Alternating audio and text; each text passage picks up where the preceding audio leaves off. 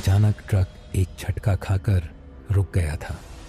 आगे बढ़ती सड़क पर सन्नाटा फैल गया था और ट्रक की हेडलाइट्स अब भी उस वीरान काले रास्ते को टटोल रही थी। रणवीर ने हैंडल कसकर पकड़ा और झुंझलाते हुए नीचे उतर गया। महेश, जो बगल में सो रहा था, झटका लगते ही जाग गया और खिड़की से झांका। क्या हुआ रे भाई? अरे यार, लगता है कुछ फंस गया है नीचे, देखता हूँ। रणवीर और उसका साथी महेश दोनों उत्तर भारत के एक ट्रांसपोर्ट कंपनी के लिए ट्रक चलाते थे। लंबी दूरी की रात की ड्यूटी उनका रोज का काम था। उस रात भी वह एक पुराने जंगल वाले रास्ते से गुजर रहे थे जो हरियाणा और राजस्थान की सीमा को जोड़ता था। समय था रात के लगभग 2:30। चारों ओर घना जंगल और बीच में पतली टूटी फूटी सड़क। ट्रक के हेडलाइट्स के अलावा कहीं कोई रोशनी नहीं थी। रणवीर गाड़ी चला रहा था और महेश बगल वाली सीट पर ऊँघ रहा था। अबे ये कौन सा रास्ता पकड़ लिया है तूने? ये तो बड़ा सुनसान है। अरे ये शॉर्टकट है, जल्दी पहुंच जाएंगे। दरमत जंगल है, भूत नहीं।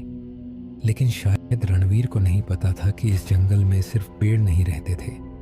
अचानक ट्रक से एक अजीब सी घड़घड़ाहट की आवाज़ हुई और इंजन बंद हो गया। ट्रक वहीं रास्ते के बीचों बीच रुक गया। लो कर लो बात, अभी सर्विस करवाई थी, ये क्या हो गया? रणवीर नीचे उतरा और बोनट खोलने लगा। महेश भी साथ उतरा, लेकिन उसका ध्यान अचानक दाहिनी ओर खींचा। सड़क के किनारे झाड़ियों के बीच एक सफ़ेद कपड़ों में लिपटी कोई औरत झुकी हुई बैठी थी। उसके बाल खुले थे और चेहरा ढका हुआ था। भाई भाई ऊपर आ जा जल्दी। क्या हुआ अब? रणबीर भाई, वहाँ कोई बैठा है। औरत है शायद, सफ़ेद कपड़ों में, मगर हिल भी नहीं रही है। देखना, रणवीर ने देखा तो पहले हंसा, लेकिन जब उसने ध्यान से देखा तो वो आकृति बिल्कुल भी हिल नहीं रही थी। अरे साया लग रहा है, मगर जो भी है उतरना ज़रूरी है। ट्रक स्टार्ट नहीं होगा तो अटक जाएंगे। महेश डर के मारे सीढ़ियां चढ़कर कैबिन में घुस गया और दरवाज़ा बंद कर लिया। रणवीर अब ट्रक के नीचे झुककर खराबी ढूंढने लगा। अंधेरे में टॉर्च की हल्की रोशनी में वो कुछ तार टाइट करने लगा। महेश ट्रक के कैबिन में चुपचाप बैठा था। उसकी नज़रें अब भी वहीं अटकी थीं जहां वो सफ़ेद आकृति बैठी थी, पर तभी वह हिली। सफ़ेद साड़ी में लिपटी वो परछाई एकदम झटके से खड़ी हो गई, जैसे किसी ने ऊपर से खींचकर उसे उठा दिया हो। उसकी हरकतें अजीब थीं, बिल्कुल इंसानों जैसी नहीं थीं। उसकी गर्दन एक तरफ अजीब ढंग से झुकी हुई थी, जैसे टूट चुकी हो। महेश की सांसें थम गईं। वो उसे देख ही रहा था, तभी उसने अपना चेहरा उठाया। चेहरे पर काले बिखरे बाल जो आंखों से लेकर होठों तक झूल रहे थे। चेहरा नहीं दिखा, सिर्फ साया, और वो सीधा ट्रक की ओर धीरे धीरे बढ़ने लगी। कोई आवाज़ नहीं, पर उसके चलने से पेड़ के नीचे गिरी सूखी पत्तियां झरमराने लगीं। हर कदम के साथ पत्तों की आवाज़ और भी करीब आती जा रही थी।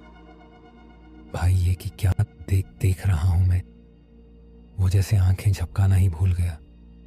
पर अचानक उस औरत ने महेश की ओर सीधा देखा, ऐसे जैसे वह समझ गई हो कि वो उसे घूर रहा है, और तभी उसकी चाल तेज हो गई। महेश ने कांपते हाथों से ट्रक का हॉर्न बजाने की कोशिश की, पर उंगलियां सुन्न पड़ चुकी थीं। साहस जुटाकर वो चिल्लाया, हाँ भाई, वो आ रही है, कोई है वहाँ, सफ़ेद साड़ी में, जल्दी कर। रणवीर जो ट्रक के नीचे था, उसके कानों में महेश की घबराई हुई आवाज़ गूंजी।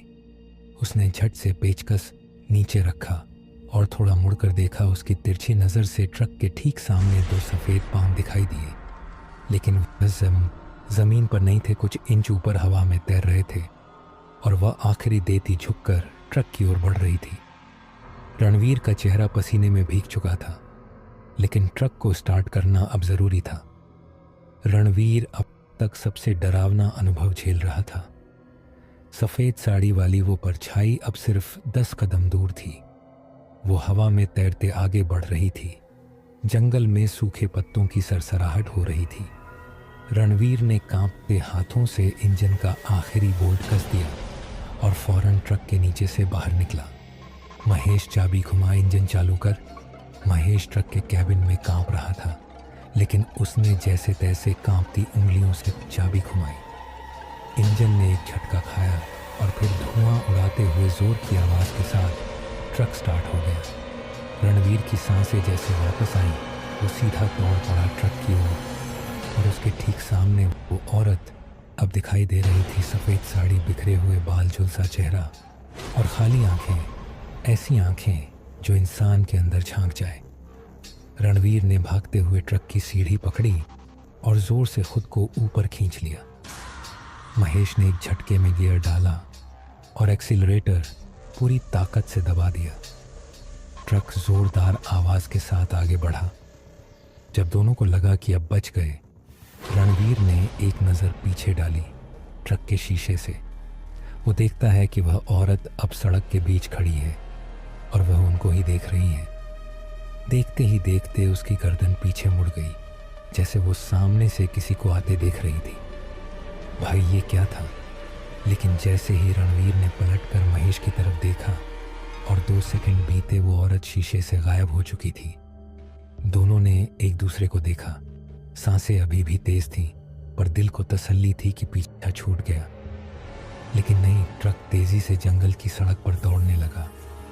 दोनों की सांसें तेज थीं और चेहरे पर पसीना, और तभी दोनों ने जैसे ही आगे देखा, सामने सड़क पर वही आकृति फिर से खड़ी थी, उसी सफ़ेद साड़ी में बिखरे बालों के साथ, ठीक उनके रास्ते के बीचों बीच। भाई, कहीं ये छलावा तो नहीं है? महेश ने जैसे तैसे गियर बदला और ट्रक आगे बढ़ा। रणवीर ने डर के मारे शीशे से देखना बंद कर दिया, पर सड़क अभी भी वैसी ही लग रही थी। एक सक्करी अंधेरे में ढकी, दोनों ओर सूखे पेड़ और हल्की तेज और हल्की धुंध। हर कुछ समय में वही सारे नज़ारे वापस आ रहे थे। वही मोड़, वही पेड़ और वही मोड़ पर खड़ी वो औरत। भाई, हम ये रास्ता पार कर चुके थे ना? हाँ, पर ये फिर से कैसे? सड़क बदल नहीं रही थी। उनके मोबाइल में भी कोई सिग्नल नहीं आ रहा था ताकि वह मैप देख सकें। और जैसे ही ट्रक ने अगला मोड़ काटा, वो औरत फिर सामने, वही सफ़ेद साड़ी, वही खुले बाल। लेकिन वो इस बार ट्रक के करीब आ रही थी। तेज तेज उसके पैर अब हवा में नहीं थे, वो दौड़ रही थी। रणवीर ने झटके से हैंड ब्रेक खींचा और ट्रक को रोक दिया। महेश ने आंखें बंद कर लीं। सामने अचानक कुछ नहीं था। चारों तरफ खूब सन्नाटा। फिर कुछ लाल बूंदें फ्रंट ग्लास पर गिरी। दोनों ने देखा, लाल रंग, खून की बूंदें। महेश, तूने भी देखा? ट्रक के ऊपर कुछ चल रहा है। ट्रक की छत पर भारी कदमों की आवाज़ें। कोई झुककर ट्रक को देख रहा था। ऊपर से रणवीर ने कुछ पल के लिए आंखें बंद की और कुछ बुदबुदाया, ओम नमः शिवाय, ओम नमः शिवाय, ओम नमः शिवाय। महेश भी धीरे धीरे हनुमान चालीसा बोलने लगा। तभी सब शांत। किसी ने मानो छत से छलांग लगाई हो। धप, महेश ने फिर ट्रक चालू किया। ट्रक अब धीरे धीरे आगे बढ़ रहा था। आगे पीछे कुछ दिखाई नहीं दे रहा था, बस वही टूटी सड़कें, वही मुड़े हुए पेड़, और पीछे अंधेरे में कहीं गायब होती वो सफ़ेद साड़ी वाली परछाई। रणवीर और महेश दोनों का चेहरा पीला पड़ चुका था। आंखें नींद से नहीं, डर से लाल थीं। भाई, ये जगह हमें छोड़ ही नहीं रही है। ये तो पक्का चला हुआ है। हमें कोई उपाय निकालना पड़ेगा यार, नहीं तो ये रास्ता हमें खा जाएगा। महेश ने गियर बदला। तभी रणवीर को एक पुरानी बात याद आई। उसके ताऊजी भी ट्रक चलाते थे और उन्होंने एक बार बताया था, अगर कभी रास्ता भटका दे कोई छाया, तो ट्रक से नीचे मत उतरना। जहाँ जगह मिले गाड़ी रोकना और उसमें नीम की सूखी टहनी और सरसों के दाने रखकर जैसे को तैसा कह देना। वो बात उसे अब याद आई और उसी पल उसे ट्रक की हेडलाइट में एक मोड़ पर पुरानी वीरान झोपड़ी जैसी दिखी। रुक, वहीं चल, शायद वहीं से कुछ मिल जाए। महेश डरते डरते ट्रक मोड़ता है और ट्रक उस वीरान झोपड़ी के पास लाकर रोकता है। चारों ओर अजीब सा सन्नाटा, जैसे जंगल भी सांस रोके हो। रणवीर ने जेब से नींबू और हल्दी की एक छोटी थैली निकाली। ट्रक ड्राइवरों के बीच ये आम बात है। वह अक्सर बुरे समय के लिए रखते हैं। महेश वहीं ट्रक के अंदर माला पकड़कर हनुमान चालीसा पढ़ने लगा। रणवीर झोपड़ी के आसपास गया और उसे एक नीम का सूखा पेड़ दिखा। उसने नीम की टहनी तोड़ी और ट्रक के बगल में एक छोटी लोहे की थैली में सरसों के दाने रखकर जलाया। वो टहनी बीच में रखकर जोर से बोला, जिसे जो चाहिए वो ले ले, पर रास्ता छोड़ दे। अब तू भी चला जा और हमें भी जाने दे। उसके शब्द जंगल में गूंज उठे और उसी पल हवा थम गई। महेश ने फिर से ट्रक शुरू किया। हेडलाइट तेज जलने लगी, मानो बिजली वापस लौट आई हो। पर तभी ट्रक के पीछे कड़कड़ की आवाज आई, जैसे कोई नाखूनों से मेटल को खुरच रहा हो। रणवीर दौड़ते हुए ट्रक में चढ़ा और दरवाजा बंद किया। पीछे देखा, वही औरत, चेहरा झुलसा हुआ, आंखें अब काली और बालों से खून टपक रहा था। वो अब ट्रक के पीछे खड़ी घूर रही थी। भाई बचा ले, बचा ले। रणवीर ने महेश को हटाया और खुद ड्राइविंग सीट पर बैठा। इंजन फड़फड़ाया। एक बार स्टार्ट नहीं हुआ, 2 बार भी नहीं, तीसरी बार जैसे किसी अदृश्य ताकत ने धक्का दिया हो। ट्रक स्टार्ट हो गया। वो दोनों चिल्लाते हुए जय बजरंगबली की।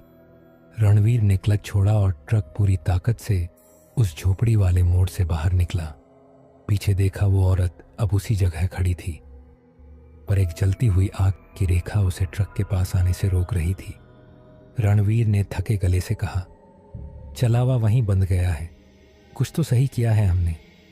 अगली सुबह जब दोनों आगे एक ढाबे पर पहुंचे और वहां चाय पीते हुए होश में आए तो ढाबे वाले बुजुर्ग से पूछा, भाई उस जंगल के रास्ते पर कोई औरत दिखती है क्या? बुजुर्ग रुका और फिर कहा, बहुत साल पहले एक दुल्हन को उसी रास्ते में दहेज के लिए जलाया गया था। कहते हैं कि वो अपनी सफ़ेद साड़ी में हर रात लौटती है और जो उसे पहचान ना दे उसे वो रास्ता भी नहीं छोड़ती। रणवीर और महेश अब चुप थे। उनकी आंखों में वो डर अब भी जिंदा था।